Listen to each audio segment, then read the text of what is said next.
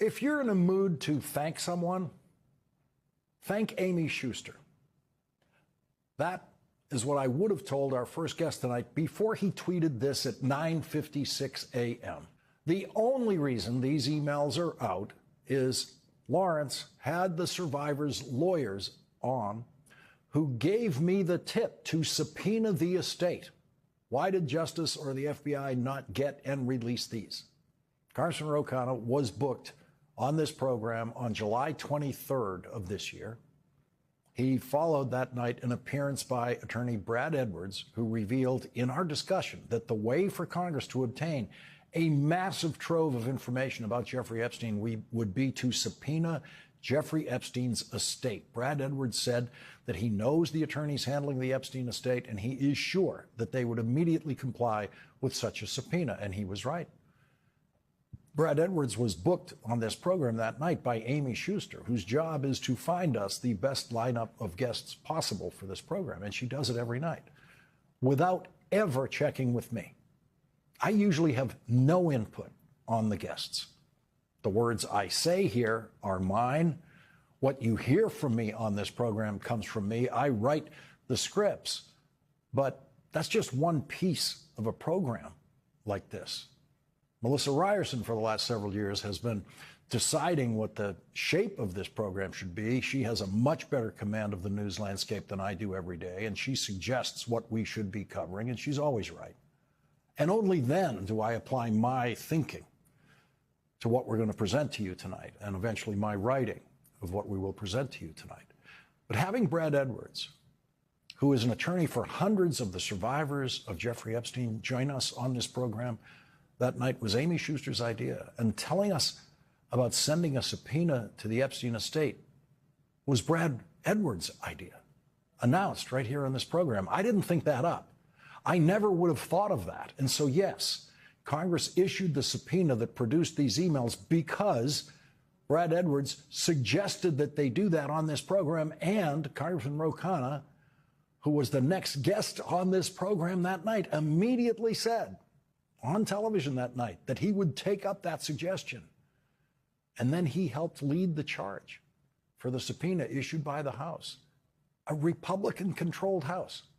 A Democratic member of the House of Representatives who gets the idea of issuing a subpoena to the Epstein estate on this program and then brings that idea into a Republican House of Representatives and prevails and manages to persuade a House of Representatives controlled by Donald Trump's loyalists to do something that has the potential to not just crush Donald Trump as a politician, but depending on what else might be revealed in the Epstein files and as a result of this subpoena, maybe Donald Trump's presidency could come to an end. Maybe Donald Trump could become the second president to resign the presidency, the second Republican president to resign the presidency. How bad can this get for Donald Trump? We have no idea, but he does. Donald Trump knows exactly how bad it can get because he knows everything about his relationship with Jeffrey Epstein. He knows everything that is or might be in the Epstein files or in the possession of the Epstein estate that could be damaging to him. He knows. And we see the way he's behaving about this. This might be the worst of it. What we've discovered in Jeffrey Epstein's emails today might just be the worst of it. And if it is, then Donald Trump can probably survive this.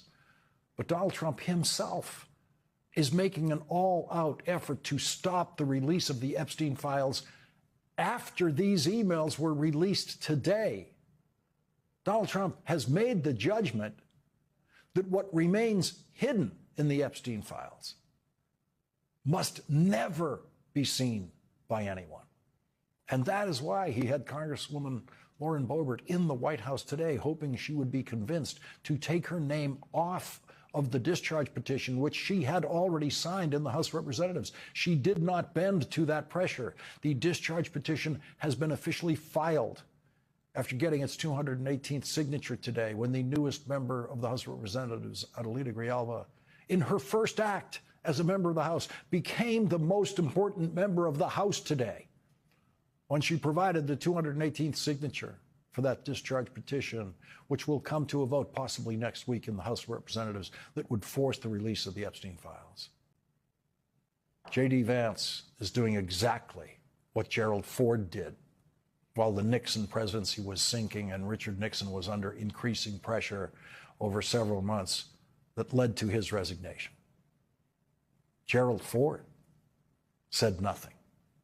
When things were the darkest for President Richard Nixon, Vice President Gerald Ford said nothing. And when Richard Nixon resigned the presidency, Vice President Ford said, "Our long national nightmare is over." Tonight, J.D. Vance is silent. Tonight, J.D. Vance is Gerald Ford. Gerald Ford said nothing about Richard Nixon as Nixon sank deeper into scandal, as Nixon, on his way to impeachment, which he only avoided by resigning the presidency, Gerald Ford said nothing because Gerald Ford knew that when he eventually took over the presidency, he didn't want the stain of Nixon on him. And so J.D. Vance is silent tonight. But what is J.D. Vance supposed to say tonight when he reads an email written by Jeffrey Epstein during the Trump presidency in 2019, 6 months before Jeffrey Epstein's second arrest, saying, quote, "Of course he knew about the girls." But Donald Trump's always insisted he never knew anything that Jeffrey Epstein was up to. Never knew anything possibly illegal that Jeffrey Epstein was up to. What is J.D. Vance or Donald Trump or any Trump defender supposed to say tonight when they read an email from Jeffrey Epstein after the first criminal investigation of Jeffrey Epstein in Florida, which led to Jeffrey Epstein pleading guilty, and Jeffrey Epstein writes an email to his criminal co-conspirator Ghislaine Maxwell in 2011 saying, quote, "I want you to realize that that dog that hasn't barked is Trump." Jeffrey Epstein says that one of the young girls in the investigation, quote, "spent hours at my house with him. He has never once been mentioned, police chief, etc." I am 75% there. Donald Trump spent hours at Jeffrey Epstein's house with one of Jeffrey Epstein's victims, according to Jeffrey Epstein, in a private communication with his criminal co-conspirator, whose response to this was, "I have been thinking about that." The only way that Ghislaine Maxwell could have been thinking about that is that she knew what Jeffrey Epstein was talking about in every word of that email. That means she knew what it means that the dog that hasn't barked is Trump. And Ghislaine Maxwell was not asked a single question about that email by Donald Trump's criminal defense lawyer, who now serves as Donald Trump's Deputy Attorney General, Todd Blanche, who went to Florida to do a so-called interview with Ghislaine Maxwell. Donald Trump has obviously been living all year in fear of release of the Jeffrey Epstein files, and tonight that fear has to be more intense than ever. The fear that makes him snap and call Republicans very bad and stupid is an informed fear. It is not an irrational fear. It's an informed fear, because Donald Trump knows exactly what his relationship with Jeffrey Epstein was. We don't. Donald Trump knows exactly how much direct exposure and familiarity he had with the people Jeffrey Epstein calls the girls in his email. We don't. We don't know that, but Donald Trump does.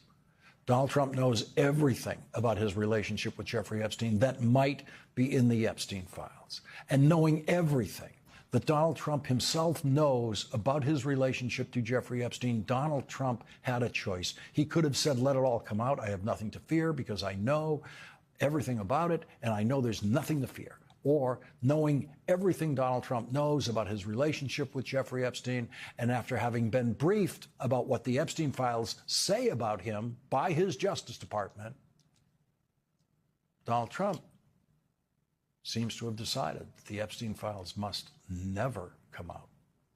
That's the position he has chosen. And now the dog is barking at the very bad and stupid Republicans who support the release of the Epstein files.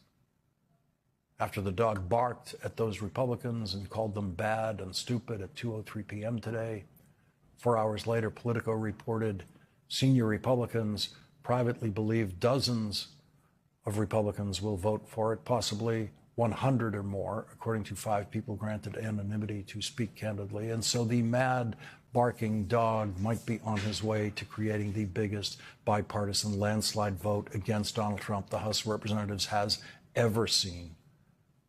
Tonight, instead of looking at the Epstein files that were created by the Justice Department's investigation into Jeffrey Epstein, we are looking at emails about Donald Trump written by Jeffrey Epstein that were in the possession of Jeffrey Epstein's estate after his death. And we have those emails tonight thanks to a thread of luck that began 112 days ago when Amy Schuster decided that the guests on this program that night should be attorney for Epstein survivors Brad Edwards, along with Congressman Ro Khanna and Andrew Weissman.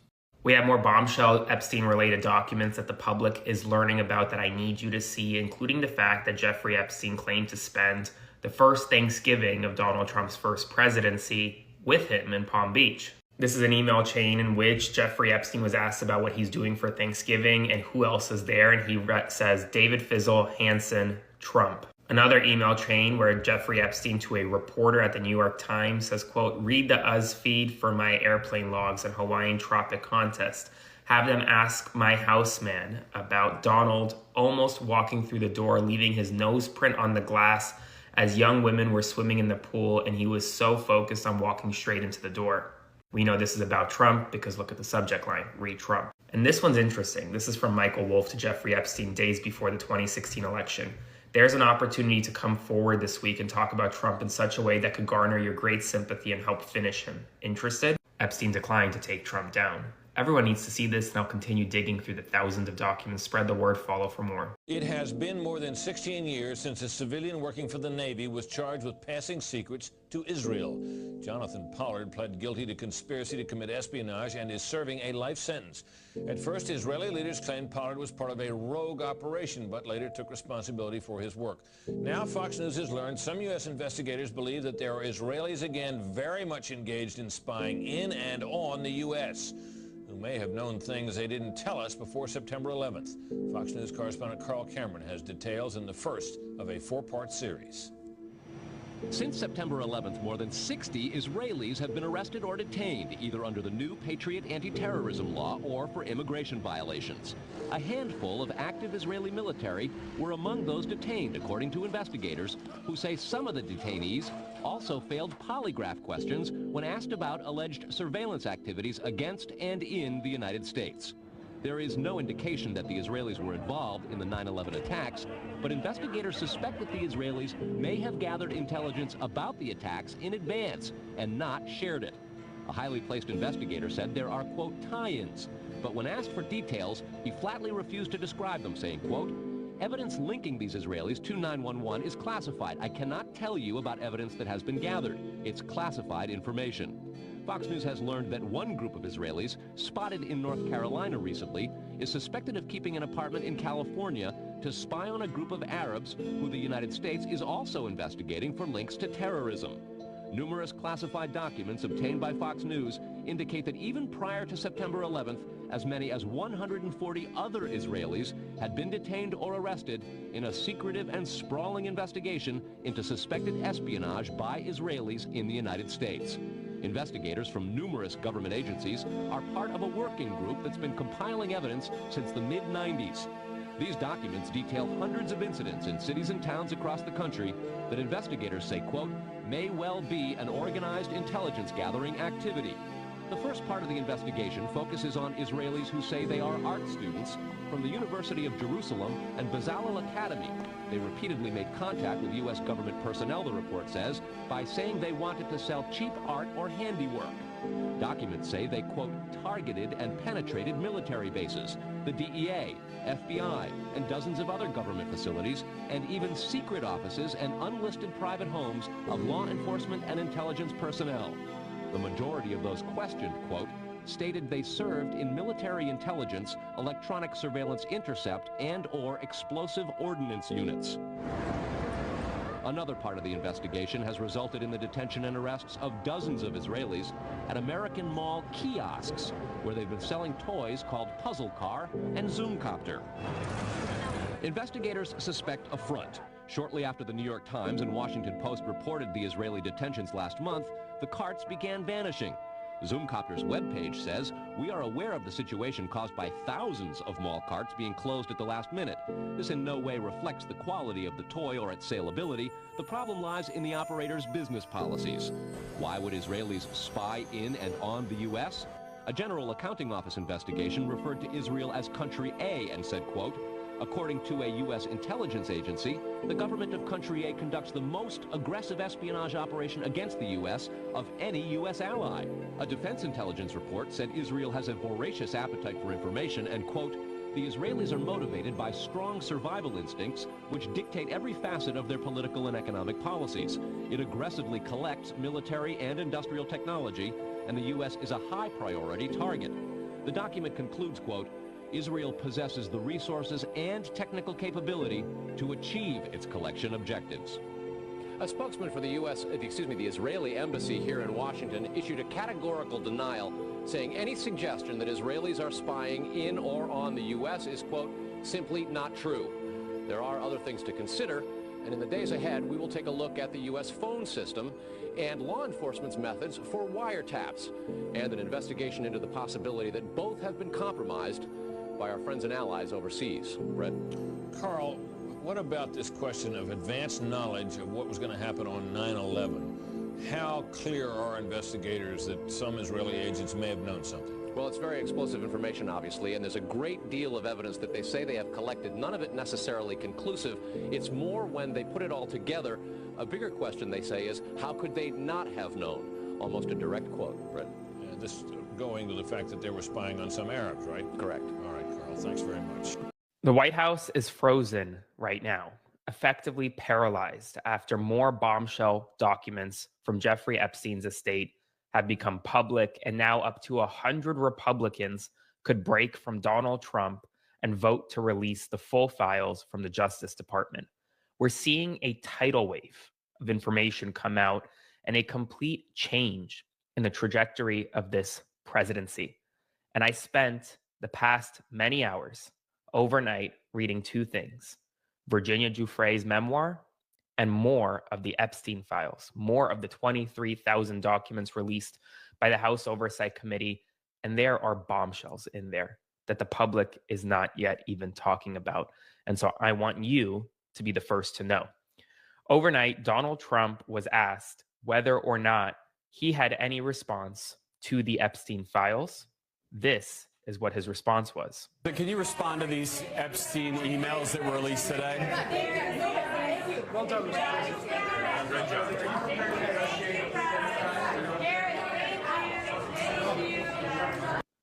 No response. For one of the first times in this administration, Trump did not take press questions during an Oval Office signing overnight of the government shutdown bill to reopen the government. This morning, Donald Trump has yet to post on Truth Social. It's been more than 17 hours, and his last post was calling the Epstein situation a hoax, demanding that Republicans not vote for it. And I want to show you some of the documents that I read overnight. But before I do, make sure to like, comment, share, and subscribe. I need this to get everywhere. The further it goes, the more people will know about it. And it comes at a time where the number one thing in all of this are the survivors. We cannot forget the survivors. Over the past several months, I have had the opportunity to speak with a number of them, from Virginia Giuffre's family to Jess Michaels to Marika Chartouni and Lisa Phillips. Their voices are important. We must uplift them and remember that this is not just about Donald Trump and one man. It's about a decades-long abuse of young girls by Jeffrey Epstein, Ghislaine Maxwell, and powerful people across the political spectrum. And I spent many hours reviewing documents over the past day, and I want to show you some new ones that the public isn't talking about. Starting with this document. This is an email chain between Faith Cates, and Jeffrey Epstein, talking about Thanksgiving in 2017. May seem innocuous to many, but I want you to read the second email. There are three names: David Fizzle, Hansen, Trump. They're talking about Thanksgiving in Palm Beach. And this Faith Cates asks Jeffrey Epstein who else is in Palm Beach during Thanksgiving in 2017. Jeffrey Epstein is claiming in this email chain that he spent Thanksgiving, the first Thanksgiving of Donald Trump's presidency, with Donald Trump in Palm Beach. Now, we do know that Donald Trump was in Mar-a-Lago on November 23rd, that same day. Hey, well, breaking fuck the news. If you're seeing this page, this is my backup page. This is my only backup page. If the text above me is blue, it's because this information didn't seem that important to make it on my main page. So this is where I post all the other information, or what I'm at least going to start doing. Senator Fetterman hospitalized in Pittsburgh after heart episode fall outside of his Braddock home. U.S. Senator John Fetterman of Pennsylvania is being treated Thursday at a Pittsburgh hospital after falling earlier in the day outside his home in Braddock, according to spokesman for his office. The first-term senator, a former Pennsylvania lieutenant governor, fell while taking a walk, experiencing an episode of heart pain or chest pain. The spokesperson said in a statement released Thursday afternoon on X, formerly known as Twitter, the flare-up resulted in Fetterman feeling lightheaded, falling to the ground and hitting his face with minor injuries. The VFib is an abnormal heart rhythm that affects the heart ability to pump blood by making its lower chambers move quickly and randomly, according to the Cleveland Clinic. The hospital describes VFib as a life-threatening condition requiring immediate medical care. I don't wish the worst on anybody. This sucks for everybody. People's family members go through a lot of shit. But if you do bullshit, bullshit happens. I'm not saying his bullshit is the reason why he's having heart issues. But I will say, if you're stressed out because you say a lot of fuck shit and backtrack on what you do in life, the bullshit gonna catch up. I'll keep you updated with more. Oh my God, Bill Barr was the one who told Acosta to give Jeffrey Epstein the sweetheart deal. You guys remember how it was allegedly that Alex Acosta was told that Jeffrey Epstein belonged to the FBI, which started the whole deal. Well, in 2018, Steve Bannon sent this to Jeffrey Epstein, which is all about the Acosta backlash because people found out about the sweetheart deal. Jeffrey Epstein writes, "Do you know Bill Barr? CIA." I looked it up, and in 1971, Bill Barr took an internship at the CIA while he was working his way through law school. After he finished law school, he ended up staying there for a couple of years before moving on to be a law clerk for a judge. Jeffrey Epstein was hired by Bill Barr's father, Donald Barr, in 1973 when he was a headmaster at a private Manhattan school. Remember that Donald Barr also wrote in 1974 a PDF file space fantasy blueprint and was essentially removed from his headmaster position. Bill Barr was then appointed Attorney General the next year by Donald Trump. Now, I can't tell if he's making a joke that Bill Barr is the CIA that was told that he belonged to, or was Bill Barr secretly in the CIA this whole time. Either way, it's pretty clear that Bill Barr lied under oath and that he is actually responsible for the deal that was made. Good friend Candace Owens has been putting out some pretty wacko stuff, I would say, would be my opinion, on the death of Charlie. It's not helpful, is it, that, you know, at that time of incredible national upheaval, and obviously personal and familial family tragedy, to have someone like that picking apart the argument and suggesting that there are darker forces at play here that the US government have a hand in covering up. Can you see why people get upset by that and would like you perhaps to sort of distance yourself from that sort of thing? Pretty funny. So am I going to attack Candace Owens because you think I'm not asking you to attack her. I'm not going to do that, Harry. No, Probably not going to do that. I'm going to give you the benefit of the doubt as a foreigner of not understanding our politics, but the whole ritual of, you know, this person said something I don't like. In order to be a good person, you must denounce this person. Obviously, I would die before I played along with that. I don't know anyone who's saying that who has the moral authority to compel me. I don't know anyone saying that it was any moral authority at all. And I would say broadly, not about Candace, whom I love, but about all people. Getting to the truth is the most important thing. I've devoted my life to it. I haven't always done a very good job at all, but it still remains to this day my animating motive. I want to know what the truth is. Again, I don't always get there. I usually don't get there, but I want to be the guy who cares what's true. A. B, if you're telling me that because the U.S. government or some law enforcement agency issues a statement that doesn't even make sense, that I'm required somehow morally to accept that and not ask any questions like, can you hear yourself? I mean, what are you saying? It's just perfection. It's just literal perfection. What are you doing? Stop trying to gaslight us. You are a part of exactly what we need to defeat. You are a part of the establishment, this organ of people who use psychological tactics to try to make us think we are crazy for not accepting something that just makes no rational sense. So it's, oh, this is just a bad time, and this is a wacko jacko. Everybody's crazy when you start questioning the feds. Suddenly they want to call you crazy. And Tucker just annihilates it instantly. He's like, get out of here. I don't know where you're from. Okay, I assume you're a foreigner and you think that this is how things work in America. And we're just going to accept the Fed slop because that's what we should do as polite citizens. No, get out of here. We want to know who killed Charlie Kirk because this story seems pretty dark. It seems pretty deep. And everyone that should be using their platforms to try to get to the bottom of what happened to him and asking similar questions is instead calling out Candace Owens and waiting for her to make a mistake so they can try to delegitimize every effort that she is making to get to the bottom of this thing. It just reeks. It reeks to high heaven. And so I absolutely adore Tucker for that. I adore him for just standing up for me. And obviously he's seasoned, so he sees right through it in the same way that I do. But that is the way forward. That is the way forward when people are trying this on you, trying to manipulate you using Bible verses like Allie did after she just ceded so much, essentially fundamentally called me a liar in her own way about various things, is now pretending she's like an injured bird because I responded, and I responded nicely, but suddenly trying to tell you it's not biblical for you to pry into what's happened to the Charlie Kirk assassination case. This is just not biblical. Yeah, it's a complete nonsense. She did a video yesterday. I don't get dreams like Candace. We see what you're doing. It's petty. Now you're being petty Betty. If you want to get involved and look in this case, do it. If you don't, step aside. You are not required to respond to Candace Owens' content. That's actually not a requirement. You can keep doing your content, telling people that what you do is biblical while you ignore the glaring obvious crimes of Israel, which you refuse to ever denounce your support for. You know what I'm not doing? I'm not killing tens of thousands of children in Palestine and trying to legitimize it to my audience by telling them that somehow this is what God wants because it's right here in the Bible. I don't know. That's so I'm going to be done addressing her, but I just wanted to say that these are all manipulative tactics, some of them more evil than others, but that's what's happening right now. And we have to just stay focused on solving what happened to Charlie Kirk. It was never about him being a PDF file. That was never the reason that he wanted the files to not be released. It was never about that. What it was about is the fact that his friend Jeff was still his friend up until 3 months before he died. That his friend Jeff was doing correspondence about Brett Kavanaugh's hearing, about Russian intelligence, about election interference. It's about the fact that his buddy Jeff helped him win in 2016. It's about how his buddy Jeff helped him get his Supreme Court nominations confirmed.